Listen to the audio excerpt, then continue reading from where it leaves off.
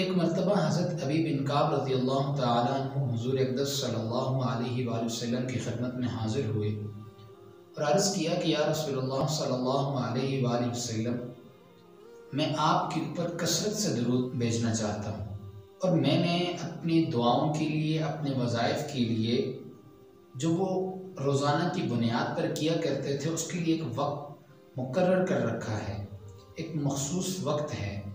جس کے اندر میں وہ اپنی دعائیں، اپنے وظائف کرتا ہوں۔ میری یہ خواہش ہے کہ میں آپ پر سب سے زیادہ درود بھیجوں، کثرت سے درود بھیجا کروں۔ آپ مجھے بتلا دیجئے کہ میں اس وقت کے اندر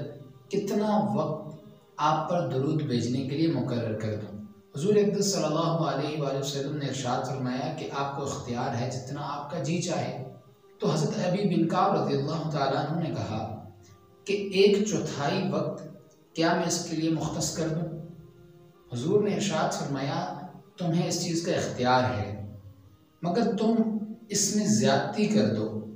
یعنی اب اس وقت کو تھوڑا بڑھا دو تو یہ تمہارے لیے زیادہ بہتر ہے۔ اس پر حضرت ابی بن کعب رضی اللہ تعالیٰ عنہ نے ارشاد فرمایا کہ پھر میں اپنے وقت کا آدھا حصہ درود شریف کے لیے مقرر کر دیتا ہوں، اور اس کے علاوہ جو آدھا حصہ ہے وہ میں اپنی باقی وظائف اور باقی دعائیں کر لوں گا۔ حضور اقدس صلی اللہ علیہ وآلہ وسلم نے دوبارہ سے ارشاد فرمایا کہ تمہیں اختیار ہے اس چیز کا، تم ایسا کر سکتے ہو،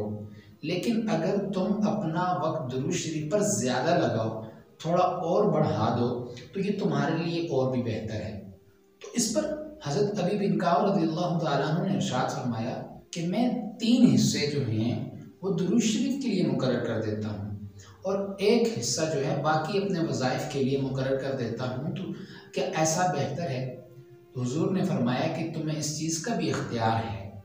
تمہیں اختیار ہے کہ تم کتنا وقت درود کو دو اور کتنا وقت اپنی باقی دعائیں اور وظائف کو دو، لیکن تمہارے لیے بہتر یہ ہے، زیادہ مناسب یہ ہے، تمہیں زیادہ فائدہ مند یہ چیز دے گی کہ تم درود شریف کو اور زیادہ وقت دو۔ تو حضرت نے فرمایا کہ میں اپنا آج سے سارا کا سارا وقت درود شریف کو دوں گا۔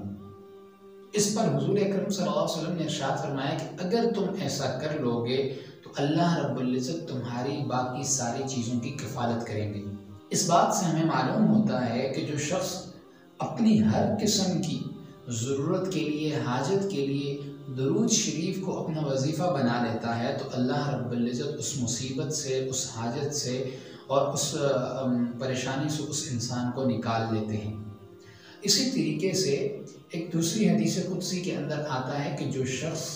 اللہ رب العزت کے ذکر کے اندر اس قدر مشغول ہو جاتا ہے کہ وہ باقی دعائیں کرنے کا اس کے پاس وقت نہیں رہتا، تو اللہ رب العزت ارشاد فرماتے ہیں کہ میں دعائیں مانگنے والوں سے زیادہ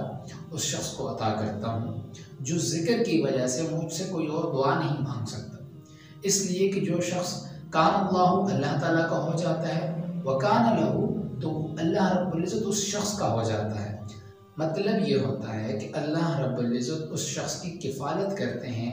ہر مصیبت، ہر پریشانی میں اسے اللہ تعالیٰ اکیلا نہیں چھوڑتے، اللہ رب العزت اس کا ساتھ دیتے ہیں۔ اور اسی طریقے سے درود شریف کے اور بہت سارے فوائد ہیں۔ ایک تو یہ فائدہ ہے کہ حضور اکرم صلی اللہ علیہ وسلم کی حدیث مبارکہ ہے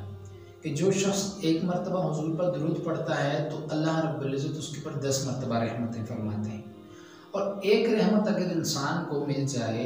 انسان کو کیا، اللہ رب العزت کی ایک رحمت کاملہ اگر پوری دنیا کو مل جائے تو یہ اس کے لیے کافی ہے۔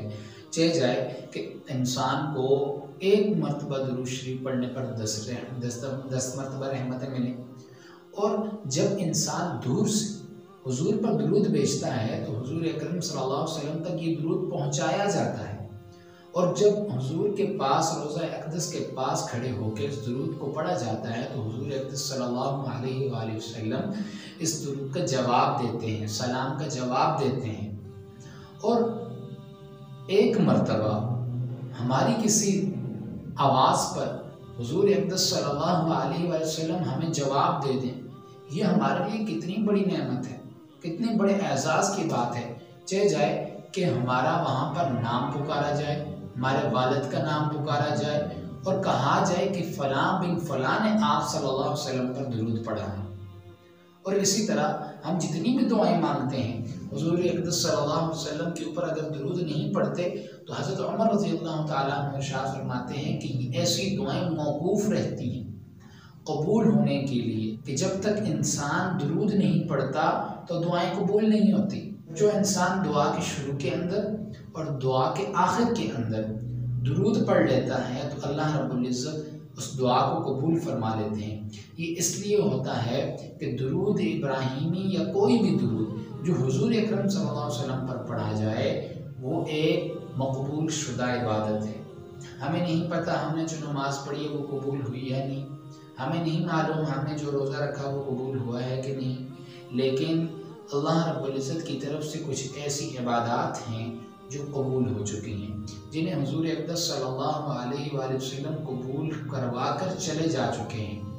اسی میں درود شریف ایک ایسی عبادت ہے جو اللہ رب العزت کے ہاں مقبول ہے۔ یہاں انسان اپنے منہ سے درود پڑھتا ہے، سلام کہتا ہے، وہاں اللہ رب العزت اس درود کو قبول فرما لیتے ہیں۔ اس لیے اپنے وظائف کے اندر سب سے زیادہ وقت حضور کے اوپر درود کا رکھیں،